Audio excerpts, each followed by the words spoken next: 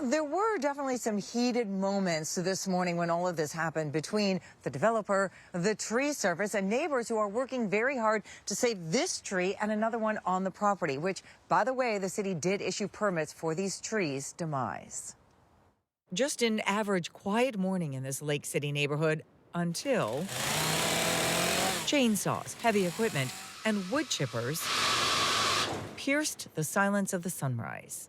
Well, this is the third time this tree company has been out with the intention of cutting down the 2 trees. The third time, neighbors scrambled into action surrounding the trees in an attempt to stop a worker scrambling up the tree to cut branches off. To be in an area where trees are being cut or trimmed, you are violating the law by doing this. Seattle police determined neighbors were not trespassing as long as they stayed on the public right-of-way and not touching the tree. Eventually, the tree cutter descended next to those standing at the tree in an attempt to save it. Neighbors here argue housing and trees really are compatible, but the city issued a permit for this tree to come down.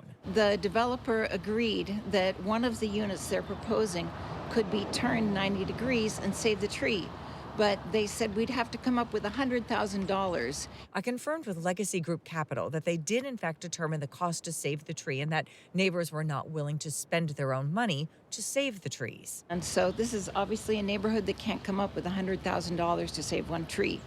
And it just makes you wonder how trees are going to be saved around the city unless something has changed. Councilmember Kathy Moore told me she's working on it, but has not yet found momentum for it within the council. In the meantime, this seems likely to be repeated as those worried about the tree canopy fight to get the city's ordinance changed.